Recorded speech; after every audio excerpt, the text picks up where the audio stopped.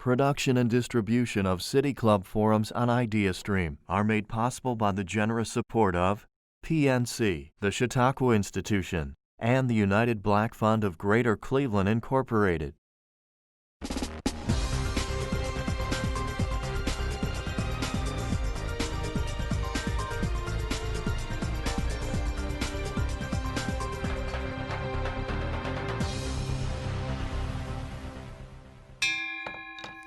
Hello and welcome to the City Club of Cleveland. I'm Dan Malthrop, Chief Executive here and a proud member.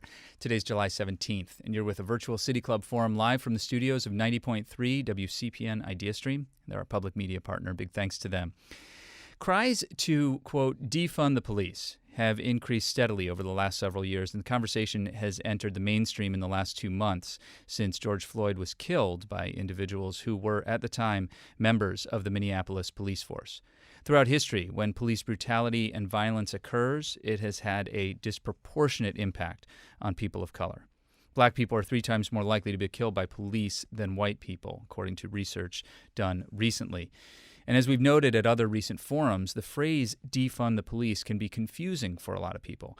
Today we'll talk about what it might actually mean in practice and how American society might evolve if we embrace different definitions of what constitutes police, policing, and public safety. Our City Club of Cleveland Friday Forum speaker today is Christy Lopez. She spent years from 2010 to 2017 at the U.S. Department of Justice, investigating law enforcement agencies and crafting settlements to ensure constitutional policing. That's part of the work of the Civil Rights Division. She led the team that investigated the Ferguson Police Department and was a primary drafter of the Ferguson Report and a negotiator of the Ferguson Consent Decree. Today, she's a professor at Georgetown Law and co-leads Georgetown Law's program on innovative policing. As in every City Club forum, you can participate with your questions. Text them to 330-541-5794. That's 330-541-5794. And if you're on Twitter, please tweet them at the City Club. We will work them into the program. Professor Christy Lopez, welcome to the City Club of Cleveland. Thank you so much for having me. It's great to have you with us. Christy Lopez, how should we understand the phrase defund the police?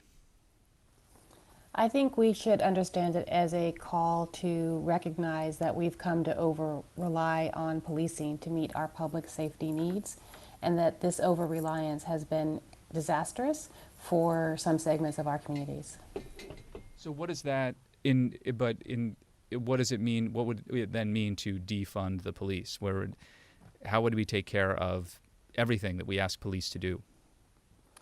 So what defunding the police will look like is different in each community, but I think there are a few principles you can use to guide you in that quest. I think one way to think about it is that policing falls into one of 3 buckets. One is the kind of policing that we need police to do and we will continue to need police to do. That might be a very small portion of the policing that's happening in a lot of places. The second bucket is the things that police do that no one should be doing. And in that bucket, I would put things like policing for revenue, as we saw in Ferguson, and in many other places where up to 20 to 30% of a city's revenue can come from policing. And policing decisions are made not for public safety reasons, but for revenue generation reasons. And then the third bucket are things that somebody should be doing, but the police probably aren't the best people to be doing those things. And that might include everything from taking accident reports to responding to persons who are in mental health crisis but are not being violent in any way, to family squabbles, to people who are homeless. In many places, upwards of 90% of what police do might be things that either no one should be doing or someone else should be doing. Upwards of 90%? Well, that's the number, that's the percentage that you often hear in some places of the police activity that's not actually responding to something that's a crime. And so if we think about police as doing crime prevention, there's a real question why 90% of what they're doing isn't crime prevention. So when you are in conversations with law enforcement agencies about these sorts of things and you bring up these issues, what do they say? It depends on the agency, it depends on the context. It is sometimes, officers haven't, one of the reasons I've come to think about this topic in this way is talking to police officers and agencies across the country for the past 20 years and hearing them tell me that one of the reasons they're having such problems in their community is that they're being asked to do too much. Everything, many of the things I've been talking about, but, they talk about how they've been asked to deal with all of society's problems, the problems of homelessness, the problems of drug addiction, the problems of not enough housing and education and mental health care and medical care. Those create turmoil and trauma and incidents that we then call on the police to handle. And it would be better for everyone, and the police recognize this as much or more than anyone else, if we could put the systems into place that would prevent those things from happening in the first place. Just the way you describe it, it seems very simple and straightforward, and yet we have these structures that are so difficult to dismantle.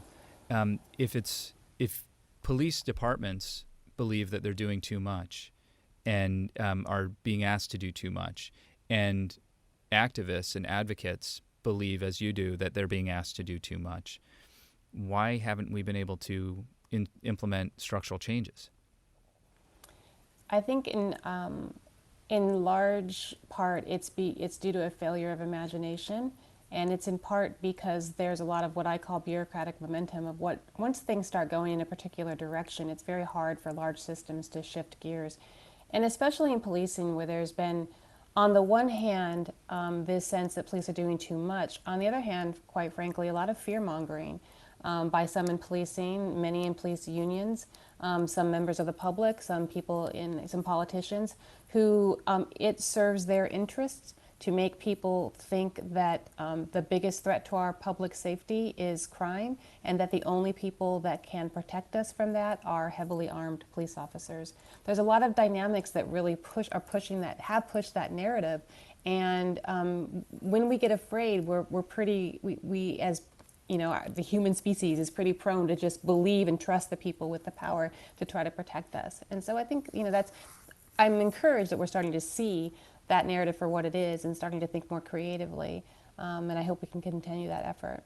How much do you think police unions, this has come up repeatedly in public conversations I've had with community members on Twitter, how much of a part of the problem are police unions?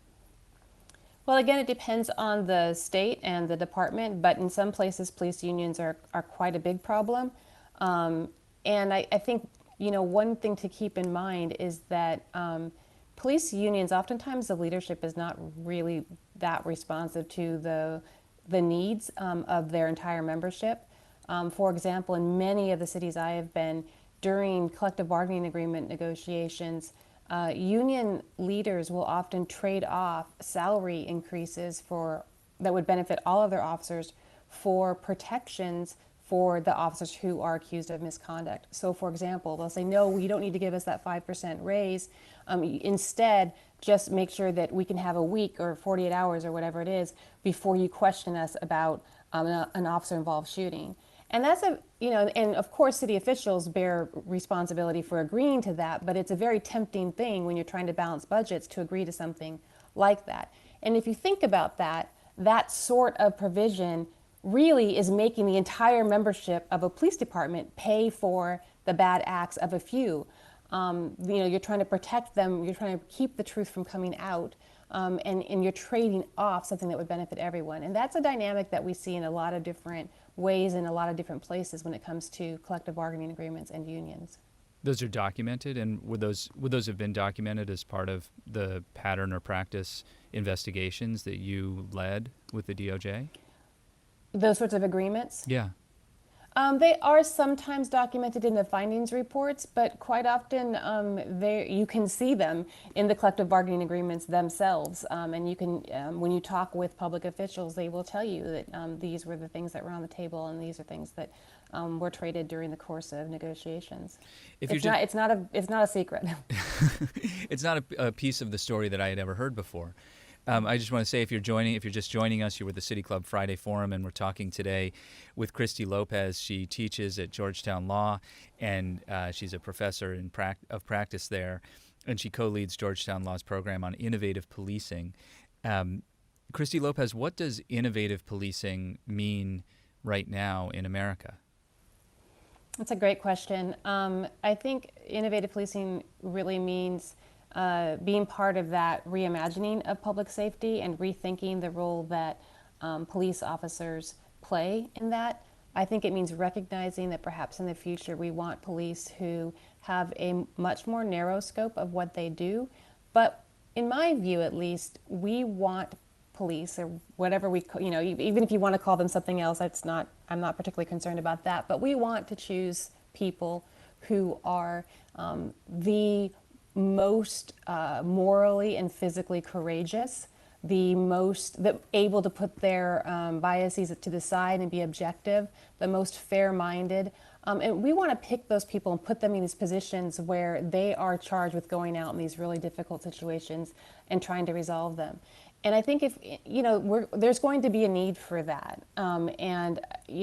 I understand and agree with the vision of having communities that, as some abolitionists have put it, are so beautiful and healthy that we don't need police and we don't need the coercive power of the state. But until we get there, and I'm completely on board with trying to get there, but until we get there, we need people who wield that power for the state. And I want them to be the very best among us. And frankly, there's only a few of us who can do that. And so I think part of the reason to narrow the scope of policing is so that we don't have to find as many people who fit those very high standards. And we can worry about them just fitting those standards and not having to have all the skills that the police right now need to have, because they do such a broad variety of things. So if just to summarize or make sure I understand what you're saying, if we reduce the size of the police force and reduce the scope of the job, we're selecting for a smaller set of higher qualifications for which we can pay a premium. That's exactly right. And of course, we have to be very intentional about what it is we're trying to create. And I think one way to think about that is a way that Sue Rohr and others have emphasized is sort of demanding that our police officers be guardians rather than warriors, and really instill them with that mentality. And that is definitely something. You asked what innovative policing means. That's part, I think, of what we're trying to do with the Innovative Policing Project in Georgetown, is sort of create a way of thinking for police officers that is both sort of, it requires them to think about the way they exercise their discretion in a way that is more judicious and more empathetic than they might have come to understand is the appropriate way to exercise their discretion in the past. So that's part of what we're doing there through our Police for Tomorrow program and things like active bystandership training, which I'm happy to talk about later. But that sort of approach to policing, I think, will put us in a better stead in the future for the kind of policing that we want. Talk about those two projects actually right now: the innovative, or the Police for Tomorrow, and the active bystandership program. What are you doing there?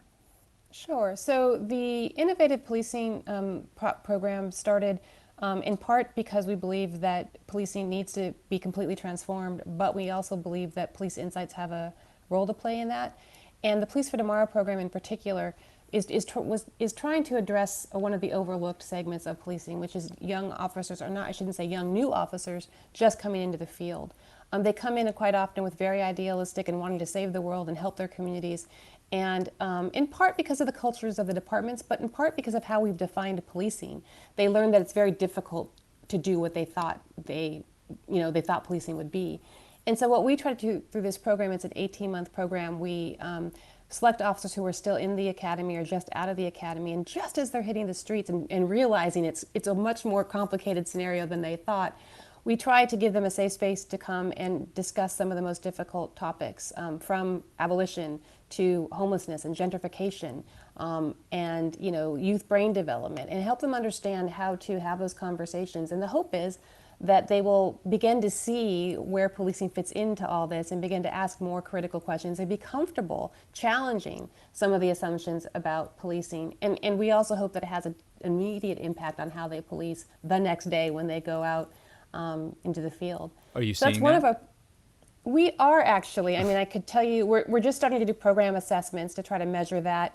But I can tell you stories about, officers who said, yes, we talked about alternatives to arrest at our workshop last night. And today I went out and my partner had put someone in handcuffs for driving on a suspended license. And I knew that this was going to ruin this person's life. And I said, I'm taking this person out of handcuffs. We're not arresting this person. And my partner was like, you're going to get in trouble. You're going to be disciplined. And he said, my job is bigger than that. I mean, these really, these crazy stories that you couldn't hope for better students than some of our Police for Tomorrow officers who are really taking what we're telling them to heart. And to me, that's really it tells me that and I've experienced this my entire career doing this, that there's so many police officers who are really good people who are working really hard to do the right thing, and we need to make it easier for them to do that. Which brings me to the second program we're working on, if it's okay. Yes, please. Which is the active bystandership program. This is an idea that I've been really a promoter of for many years.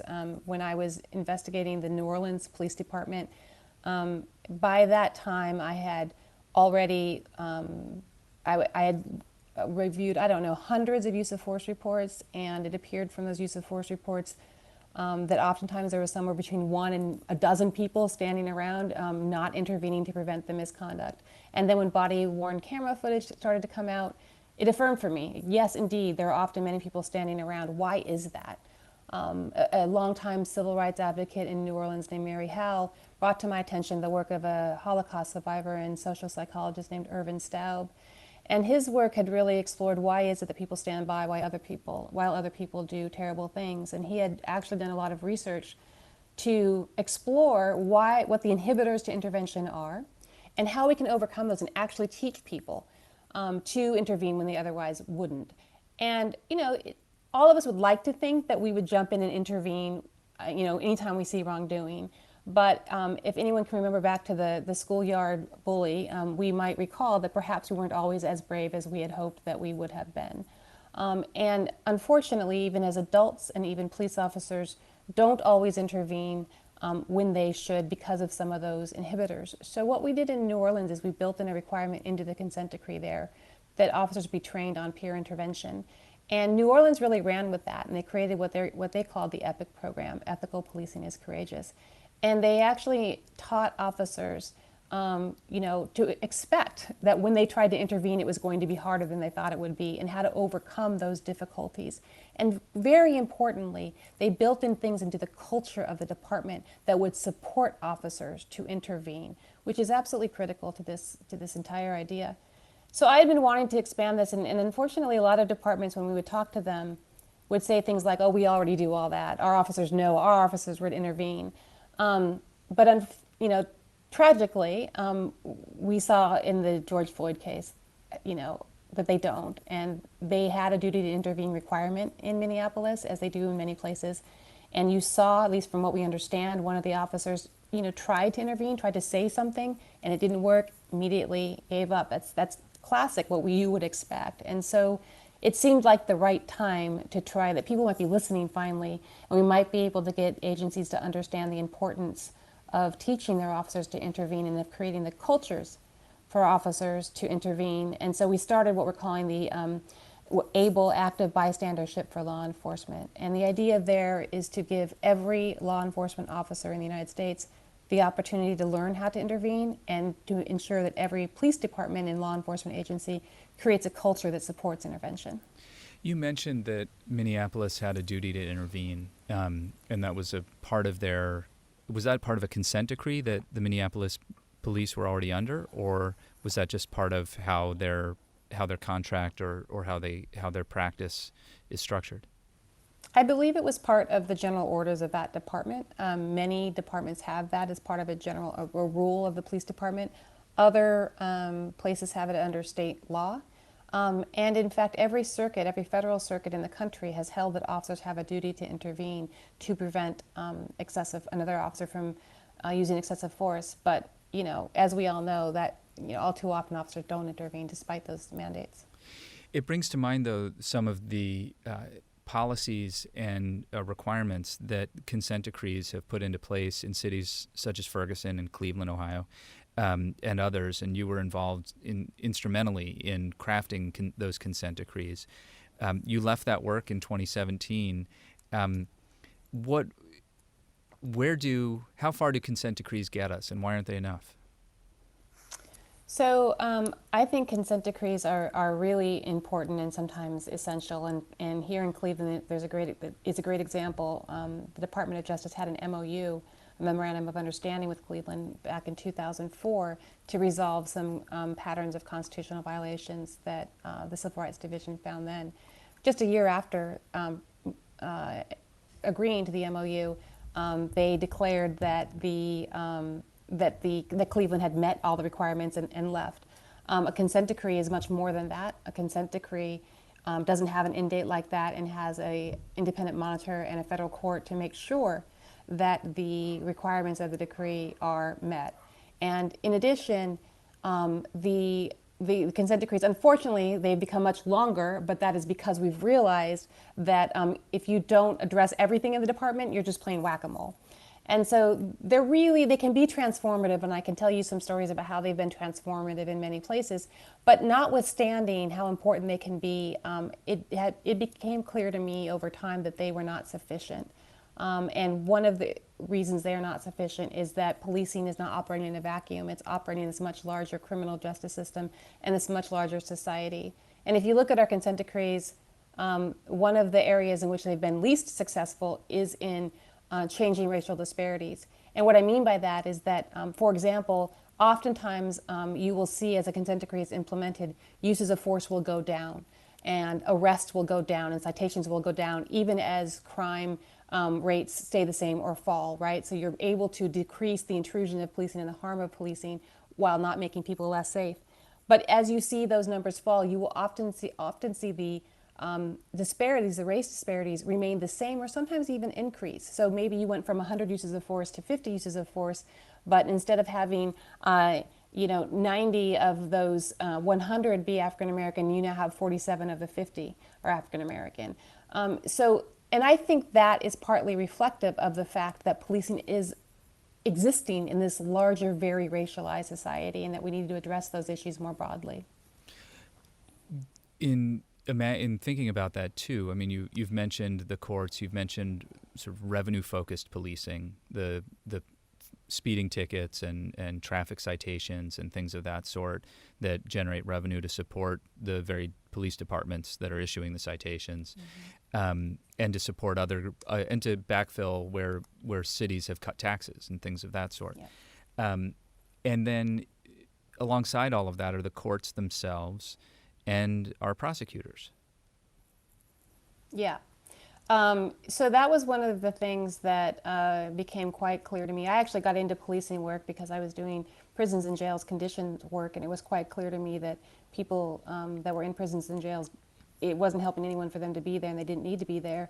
And so I went upstream a bit to look at policing. And then as I worked on policing, I realized, oh wait, there's a lot, we love to throw police under the bus when anything goes wrong, but a lot of what is going wrong in policing is completely because prosecutors and judges and legislators, all lawyers like me, have been, setting up systems that really demand that officers, arrest people, cite people, stop people, and then, that creates a lot of inherent problems that then the police themselves are forced to face, and the prosecutors and judges and legislators kind of get off scot-free. It's one of the reasons I actually left DOJ was to actually go to a law school where I could talk to future lawyers about our role and our need to own this problem.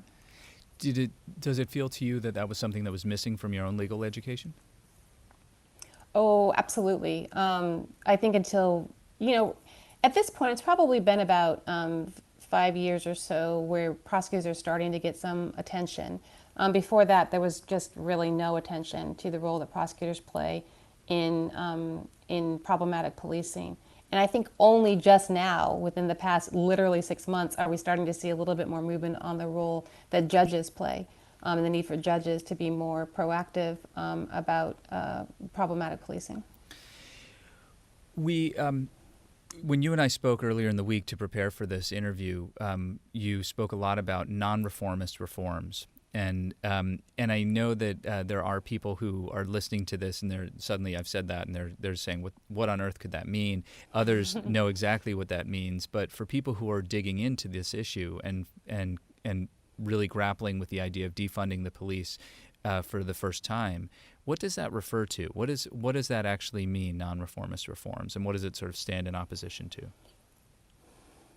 So non-reformist reforms is an idea that I thought was my brilliant idea, but it turns out many people thought of it many times before I did. But it really spoke to something that I was discovering as I did this work, which was that in my view, there is a responsibility and a need to try to make changes to policing immediately, because we can prevent harm, we can save lives, we can save neighborhoods if we make policing better in the here and now.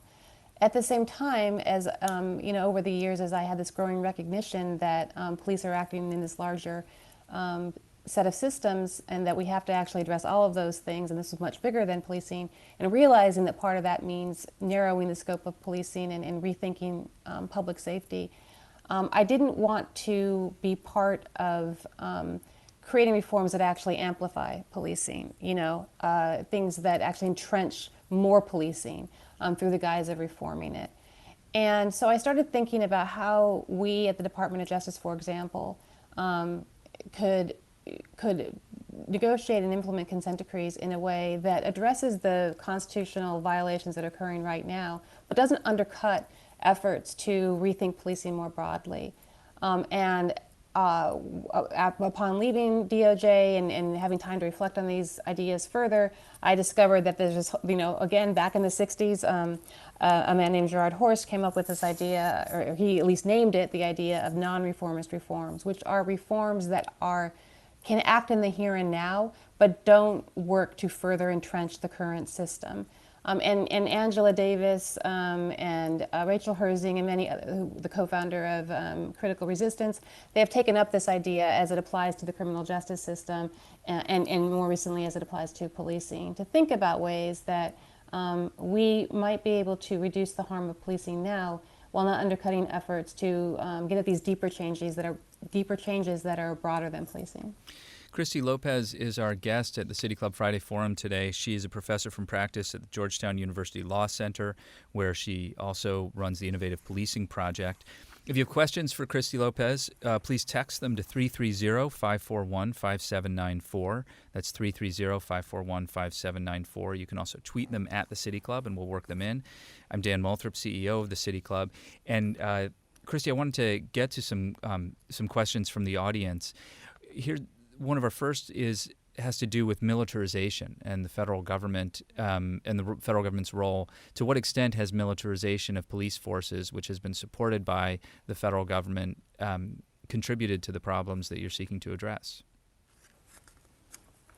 So I think militarization has been a terrible problem, and the federal government has certainly contributed to that in many ways. There's been this ironic dual thing happening in policing. On the one hand, we were trying to focus police on more preventative policing and what we were calling community policing, just trying to make communities safer and be more involved in the fabric of the community, working with communities to address the issues they saw. And at the same time, we declared this war on drugs and declared that police would be the ones to go out there and be the warriors in this war on drugs. And that presented a lot of options, a lot of opportunities to a lot of people to really make policing much more military-like. One of the programs at the federal government level is the 1033 program, where we actually give for free military equipment ranging from MRAPs to bayonets to local law enforcement. And one of the problems with that program, in addition to the fact that local law enforcement doesn't need MRAPs or bayonets, in my view at least, and an MRAP is that local departments.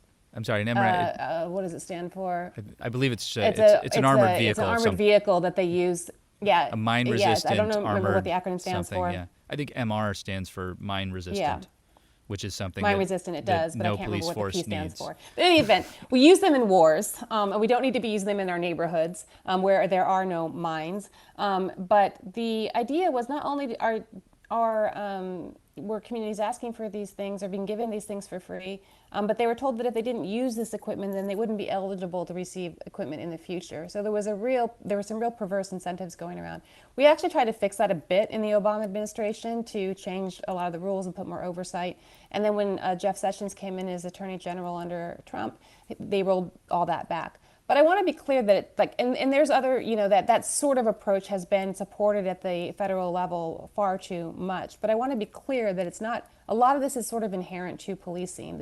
Or not inherent to policing, but I mean, it doesn't have to be part of policing, but it has been part of policing for a very long time.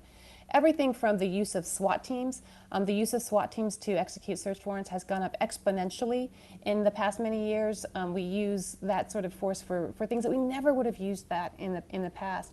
Even things like the way police outfit themselves. The use of the fact that we still use police canines to attack people, including for low-level offenses, is a pretty barbaric practice that we don't even really question. And even that practice is something that contributes to that very sort of militaristic, antagonistic, formulation of policing. Here's another question asking, can you provide an overview of what was done in Camden, New Jersey, which seems to be an effective defunding or restructuring model? Yeah, so I would definitely not call Camden a defunding model. They actually probably spend more on policing now than they did before. But what they did there, it's definitely an example of how you can change policing for the better. But it's also an example of how we need to change more than policing if we're really going to address our public safety needs. In Camden, what Scott Thompson, who's a good friend and a really visionary chief, he went into Camden and he essentially, with the help of his legislature, busted the union. And that allowed him to hire the people he wanted to hire. Everyone had to reapply for their job, take psych tests they had never had to take before.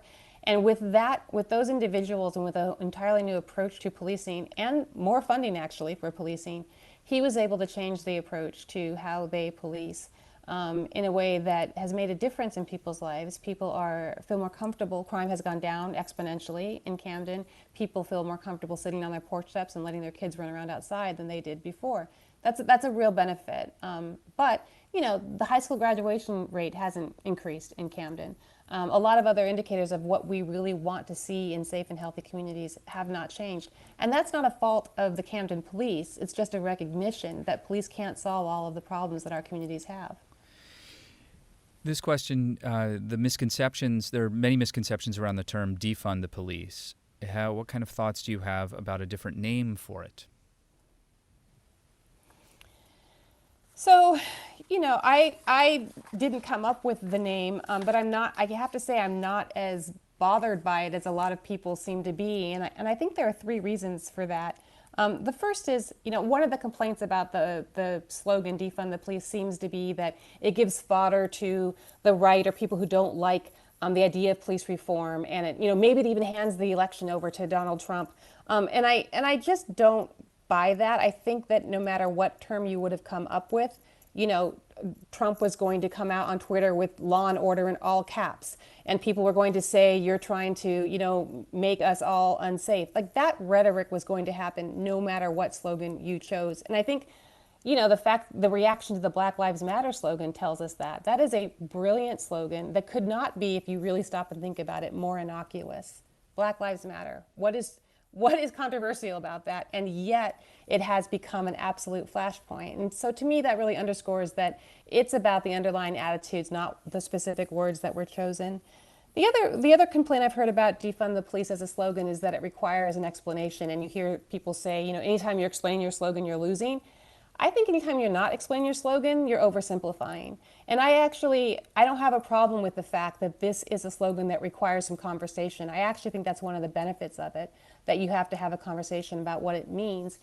And then finally, what I like about the slogan is that it really does require you to question your assumptions about public safety and to question, wait, is $100 billion a year on policing the best way to be spending our money and keeping ourselves safe?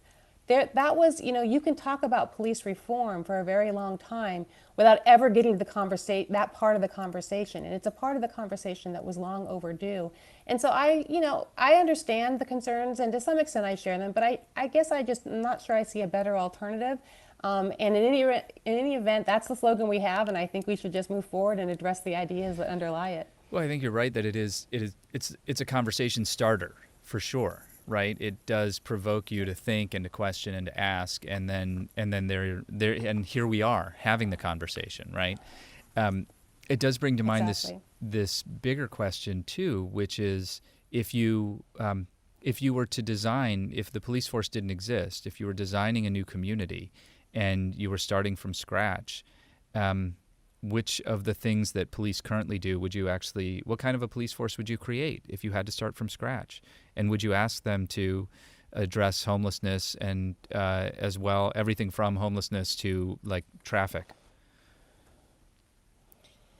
Yeah, no, I think part of the reason, I think the answer to that is no, we wouldn't ask them to do a lot of the things that we're asking them to do. And part of the reason that we have is that we need some sort of a response to problems that is 24/7. And I think we just need to get more nuanced and specialized about what that response is, and recognize that we don't need the same individuals working for the same department to be responding to each of those different things. Just as we have ambulances respond to some incidents and police officers respond to other incidents, we can further diversify and have different types of people working 24/7 to respond to different incidents.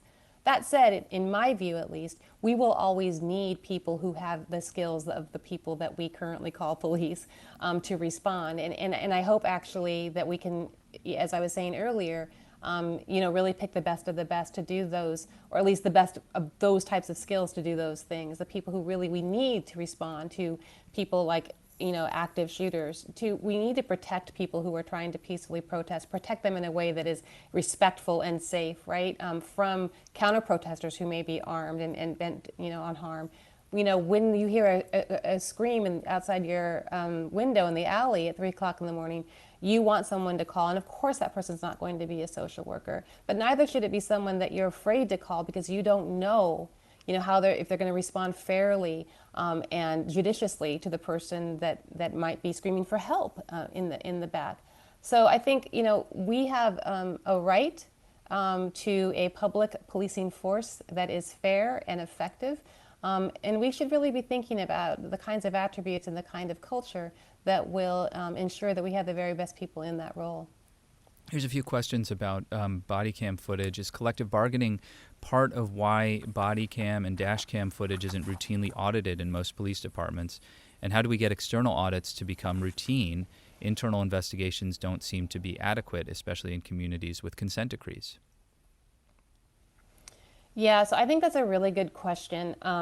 Body camera footage, I know some people are very against body cameras because on both sides of the issue, or both sides of the political spectrum, because they believe that they've actually become a tool for surveillance and they haven't resulted in much accountability.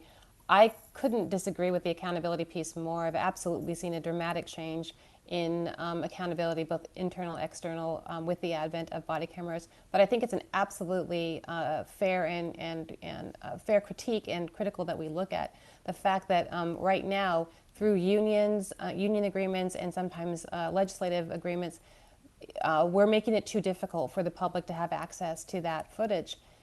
Now, there are some really important privacy concerns to keep in mind. A lot of times families don't want the footage of their loved one being abused or even killed to be out in the public, and that's something we need to pay attention to in my view. Body camera footage often catches people on the worst day of their lives, and you don't want that becoming a viral video. Police officers have legitimate privacy concerns about body cameras as well. So I think it's not simple as some people would think, but I absolutely agree that we are in danger of having a tool that is only used for evidence collection and is not used for accountability. And I think that would be a real disservice and a missed opportunity and completely inconsistent with where policing needs to go if we were to allow that to happen. Regarding prosecutors, how much of law school is spent on understanding the role of indictment procedures? Locally, we know that grand juries don't often have hands-on access to much direct evidence. The indictment process is a systemic structure that seems to collude with stacking of charges, which results in plea bargains, many of which are often fictional, which systemically is a tool of mass incarceration. How do communities advocate for an implementation of real change when the current system is so entrenched? That's a great question about that really highlights the role of prosecutors and highlights the need for us to have a better understanding of how that implicates the system. In the answer to the question of how much time is spent on that in law school is very little and not enough. Georgetown, where I teach, is one of the very few law schools to require that students take criminal procedure, which does get at these issues, and I teach that course, and as you might imagine, I spend a lot of time talking about the systemic features of these problems. And at Georgetown, we also have a very strong clinical program that allows students, as law students, to actually go in and defend people and see how the process actually works. And many, Georgetown is actually known for its clinical program, but many law schools do have those clinical programs, but they don't always put the emphasis on this that I think we should be having. And honestly, I think we should be learning these things in high school. I think this is part of just good citizenship to understand not only, when we learn government in high school, it is nice that we know the three branches of government and that we have a bicameral Congress, but we should also know how our local prosecutors are acting and how our public defenders are acting and what our judges do. That's going to have a much more direct impact, and it's really how democracy plays out every day. The plea bargaining system, which isn't really a system, it's a very informal sort of arrangement, I guess, among criminal defense lawyers, prosecutors, and judges. It's not it doesn't work the same. It works differently in every single courtroom across America. And there are some places where there's an agreement that you can, be arrested for one thing and plead out to jaywalking. And then there are other judges who insist that pleas actually be represented by facts or supported by facts. And the ways in which charges are brought, though, can you just comment a little bit more on the way charges are brought and the ways that prosecutors and police work together to bring those charges, which are often considered, some would say, are overcharged defendants in the hopes of getting a simple guilty plea on something else? Yeah. So there is definitely a dynamic has built up in many jurisdictions, and maybe almost every jurisdiction, although some prosecutors are now pushing back on this a bit, of overcharging in order, it's seen as a form of negotiation, right? You come in with your strongest bid, and for prosecutors, we can put on all sorts of charges, and then we're going to get a better settlement. Now, I think prosecutors most prosecutors, I think, know that their goal is justice, not a conviction, and that sort of thing. But I do think that we've normalized a lot of pretty extreme charging decisions and sentencing decisions. And I think that prosecutors sometimes do see it as sort of a game that they're winning, even though they don't mean to. I think, for example, the Serial series that focused on right there in Cleveland in the court system there was actually quite good at exploring how people can, fall into this sort of game of this, and it's forgetting that it's people's lives. Now, police officers absolutely play a role in that, and prosecutors sometimes will really, inspire the ire of police departments if they start to not charge certain things. At the same time, for example, some of our Police for Tomorrow fellows, they have gone to talk to prosecutors to say, you know what, those 3 kids I arrested last night for shoplifting at the CVS, you don't really need, they didn't qualify for the diversion program, but don't prosecute them on my account. Just almost giving the prosecutor permission to say, you know what, I don't think it, as an officer who's out there every day, I don't see a public safety need for these kids to get criminally justice involved. So I think that sort of communication goes both ways, and we need to be, as communities, we need to be inserting ourselves into that and making sure people really understand, and prosecutors and police officers really understand the harm that's happening because of some of these decisions. As I said earlier, we're talking with Christy Lopez of Georgetown Law about defunding the police and what it actually might mean in practice. It's a very straightforward question for you here, Christy. What can I, as an involved citizen, do to help make positive changes such as innovative policing in my community? Oh, that is such a great question. one of the things is to educate yourself about your community budget, your local budget. What is money being spent on and why? To educate yourself on to think about what is it that you need and that you think your community needs for public safety. Part of that might be less crime, but part of that is probably also better housing and better education and making sure people have access to medical care and mental health care. What's going on in those? The great thing about this is that when we start to reimagine public safety, we realize that it's much bigger than we thought. So an after-school program is public safety, and much more public safety than another police officer. So if that's what you want to do, if you want to help start an after-school program, you're doing something that's going to be part of innovative policing, or at least innovative public safety. That's so important. Do you think it's incumbent, though, on concerned citizens to reach out to, Cuyahoga County, where we're sitting right now, it's not just Cleveland. Cleveland's one of 59 municipalities in Cuyahoga County, with 59 police. Actually, I don't know that there are 59 police departments. There are fewer than 59 police departments, I'm sure, and a multitude of court systems and so forth. Should citizens who are concerned about this be reaching out to their city council members, their local city council members, their mayors, in their own municipality, and asking what kinds of questions would they ask? What kinds of information would be most helpful to catalyze the conversation? Yeah, so they should be reaching out not only to their municipal leadership, but also their county leadership and their state leadership. And I wrote a document called Changing the Law to Change Policing, along with a bunch of other people. And we have items at every level that you can look at and ask questions about. But generally speaking, that's why I started with the budget question, because a lot of this is like, where are we putting our dollars? There's such a thing as the moral budget, right? And it really signals a lot and impacts a lot where things actually go. The other big issue is just data and transparency. Do you know in no state do we actually require that departments tell us how many times they've deployed SWAT teams or how. In Maryland, they had a law for a little while after a SWAT team shot the dogs of a mayor of a town, but that law was allowed to sunset. And so, or canines, for example. Again, what I think to be a barbaric practice, and people tell you, oh, they protect us from murder suspects. Really? When was the last time that your dog was set on a murder suspect and really saved someone's life in that way? Or anyway, just data on large things and small things about what your police department is actually doing.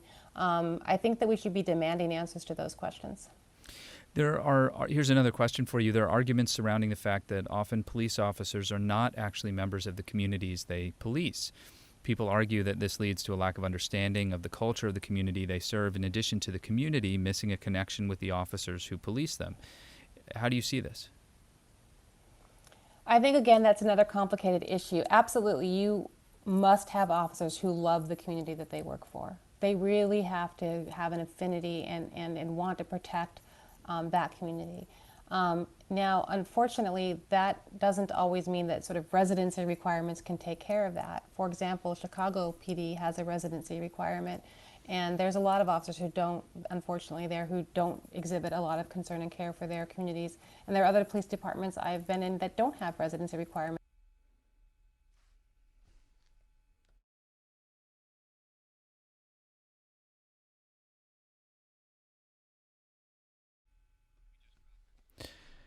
Okay, we're having trouble connecting with Christy right now.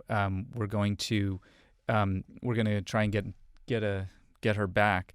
I'm Dan Moulthrop. You're with the City Club Friday Forum, and our guest today is Christy Lopez. She is with Georgetown Law, and she runs the Center for Innovative Policing there.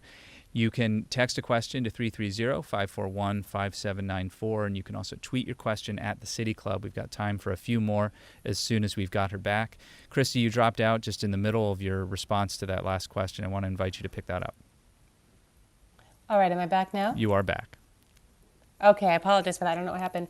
I was saying that that residency requirements are often the way that people try to get the connection between officers and their communities, and that connection, I absolutely agree, is necessary. You need to have officers who love their communities and want to serve them.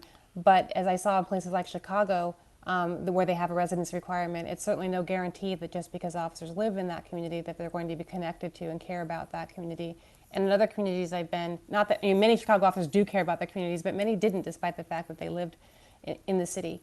In other places I've been, officers, there was no residency requirement, and officers really they nonetheless had a connection to the community. So I think you just need to find the ways to ensure that officers care about the city, they want to serve this city, regardless of whether they are living within its city limits. It sounds like it comes back to that point you made earlier about if we reduce the size of the police force, then we can be more selective about who become police officers, and we can select for that kind of empathy. Yeah, exactly. And what we've been doing to date is mostly screening out officers with psychological problems, for example. And what would be wonderful and ideal is if we could screen in officers who are exceptionally qualified in these different areas, exceptionally objective, with exceptional moral courage, exceptional empathy. That's the kind of thing that could really begin to create policing that we all need. Another question, I have heard that there are around 19,000 different police departments inside the United States, each with their own rules and policies. Wouldn't it make sense to have some comprehensive rules and policies across the nation? Yeah, it would. So it is difficult. We do have the one set of rules are the Constitution and the Fourth Amendment in particular. We do have the Constitution, yeah. We do have that still, last time I checked. And the Fourth Amendment still does apply, but unfortunately, and this is where more lawyers get the blame here, our Supreme Court and many of the federal courts have not done a very good job, in my view, of recognizing the import of having strong constitutional rules. But it is very difficult when you have many different standards. At the same time, there's a lot of opportunity that level, there's lots of different opportunity for creativity. One thing to keep in mind is that although we have 18,000, I think, law enforcement agencies, we only have 50 states, and a lot of the rules for policing can be set at the state level. And so you can at least, have 50 instead of 18,000 sets of rules for people. And I think that's really where a lot of the focus on setting the rules for policing should be, is at the state level. This question is around police unions, which we spoke about earlier, but assuming we can't get rid of unions, how can we bring the police unions on board? These changes seem ultimately beneficial to the police. Yeah, that's another great question. I think that I have seen, for example, again, not to, some of our Police for Tomorrow fellows, they have run for membership, for leadership in their union because they want to change how unions think. And I think if we can, again, change the way that police think about unions, we can encourage, we might see unions that are actually just trying to make sure that officers don't get taken advantage of by management and have decent salaries and wages, a function that I think that we could agree is a good function for unions. But I think that we have to sort of confront, for one thing, the fact that many police unions actually arose in response to hostility to black officers coming onto the force. And that the vestiges of that you can still see in a lot of unions. You will often see that even in police forces that are substantially minority or even majority minority, the union leadership will still be all or mostly white. And I think that points to in Cleveland, there are two organizations. There's the Black Shield, and then there's the Cleveland Police Patrolmen's Association. Yeah, that in New Orleans, it's the same way. There are two unions, and one of them was explicitly formed to oppose the fact that the city decided to hire black officers. So, you can't, this is not, the problem with unions is not simply or only an issue of race, but I do think that we can't really address the issues with unions unless we acknowledge that history and in some places that very much living history in unions, and try to make them actually serve all of their members rather than some of the few who are favored and often quite problematic. Coming back to this point of empathy, how do you measure and hire for it?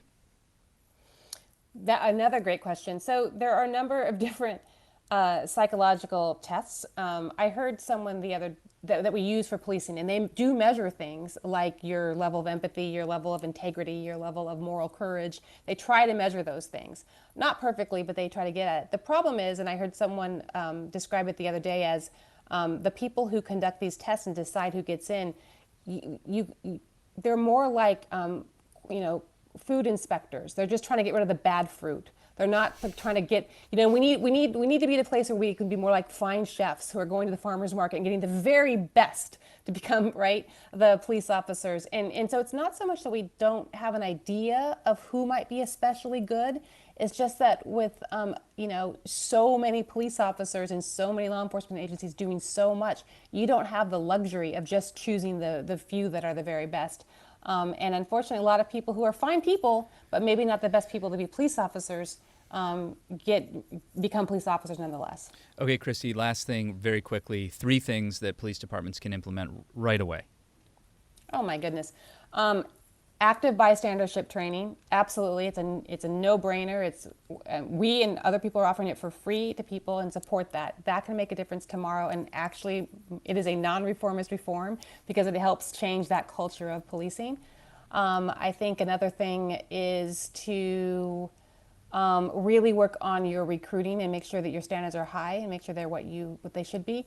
And then the third is to look at the scope of your policing and begin right now to determine whether the things you're doing you really need to be doing. Christy Lopez is professor from practice at Georgetown University Law Center. Christy, thank you so much for your work and for sharing it with us today.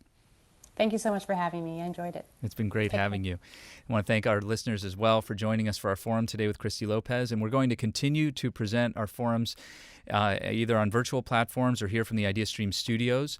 On Friday, July 24th, we will hear from Capricia Marshall, former Chief of Protocol of the United States and author of the new book, Protocol, The Power of Diplomacy and How to Make It Work for You. We'll be talking about the importance of international cooperation and successful diplomacy during the pandemic.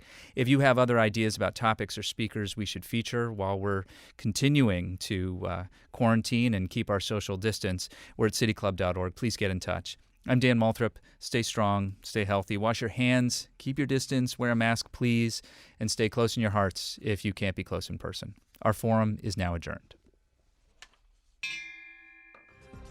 For information on upcoming speakers or for podcasts of the City Club, go to cityclub.org.